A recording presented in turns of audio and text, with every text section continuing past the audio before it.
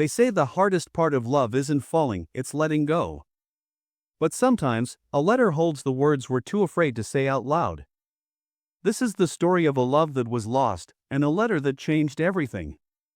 Aarav's hands trembled as he held the envelope, thin paper, slightly crumpled from the many times he had folded and unfolded it. His heart felt heavy with words he had never spoken aloud, and the silence of his empty apartment only made it worse. His voice, soft, broken, filled the air. Maya. If you're reading this, it means I've finally found the courage to say what I never could. But here's the truth, this letter was never meant to reach her. Until it did. Aarav met Maya on a cold winter evening, the kind of night where the chill seeps through your coat, settling in your bones. The streets of London were quieter than usual, dusted with a thin layer of snow that crunched softly under his boots. He hadn't planned on stopping anywhere, but the warm glow of a small cafe tucked in a quiet corner pulled him in. The bell above the door chimed softly as he entered. It smelled of coffee beans and cinnamon, a comforting contrast to the icy world outside. Aarav ordered a black coffee, hoping the bitterness would clear his mind. He wasn't looking for love. In fact, love was the last thing on his mind. His world had been reduced to endless workdays and quiet nights alone, each day blending into the next. But life has a strange way of surprising you when you least expect it. And there she was. Maya. Messy hair pulled into a loose bun, tired eyes bright with curiosity, and a laugh that made the air feel warmer. She was sitting by the window, fingers wrapped around a steaming mug, sketching absent-mindedly in a worn notebook. Aarav had always believed in logic, in things he could see and touch, but the moment he saw her, something shifted. Fate, perhaps. Or maybe just coincidence. But in that instant, everything changed. Their first conversation wasn't particularly extraordinary, but it stayed with him. You know, Maya said, her voice playful as she leaned toward him, most people just drink their coffee. You overthink it. Aarav blinked, surprised by her boldness. I'm not overthinking, he protested, though the corner of his mouth lifted in an involuntary smile. Maya tilted her head, studying him. Yes, you are. I can tell. What is it? The bitterness? Or are you contemplating the meaning of life over espresso? He laughed softly, a sound he hadn't heard from himself in a long time. Maybe both. And just like that, Aarav knew.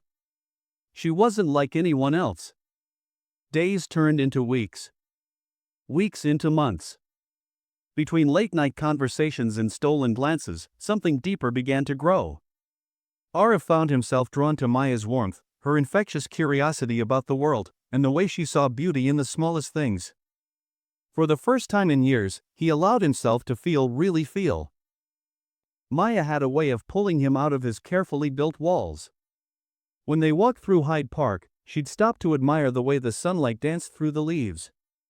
She'd drag him to hidden bookstores, get excited over old records, and tell the worst jokes, but somehow, they always made him smile. And somewhere along the way, Aarav fell. Fell hard. But love?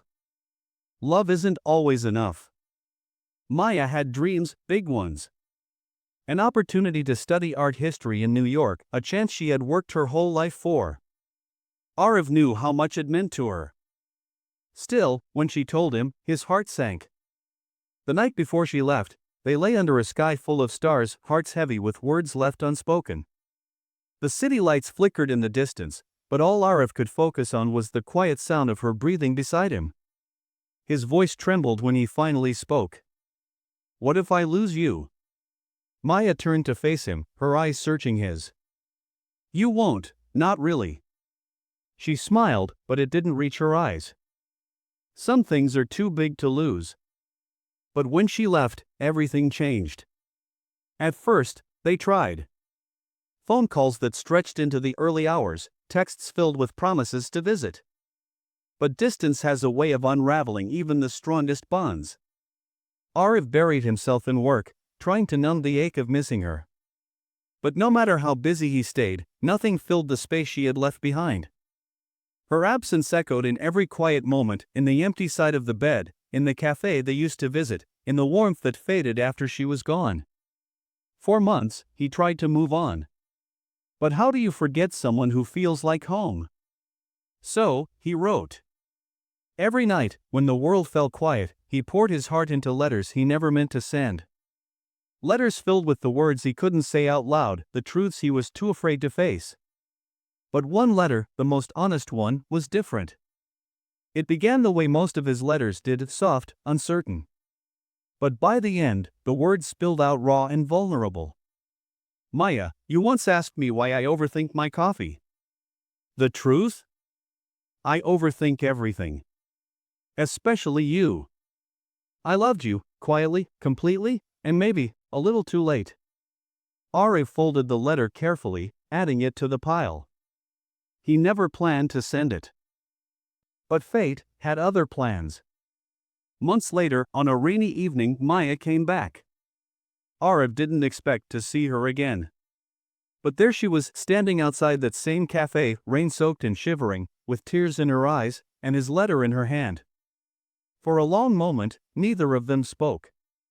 The world seemed to hold its breath. Her voice trembled when she finally broke the silence. Why didn't you tell me? Aarav's heart pounded as he stepped toward her, his words caught between regret and hope. Because I was scared you wouldn't stay. A tear slipped down her cheek, but she smiled, a soft smile, filled with something he thought he had lost forever. I was always yours, Aarav, she whispered. I just needed to know, you were mine too. Without another word, he pulled her into his arms. This time, he wasn't letting go. Sometimes, love isn't lost, it's just waiting for the right words. And when two hearts are meant to find each other, no distance, no silence, nothing can keep them apart. Because some letters aren't just words. They're a way back home. Would you risk everything for one last chance at love?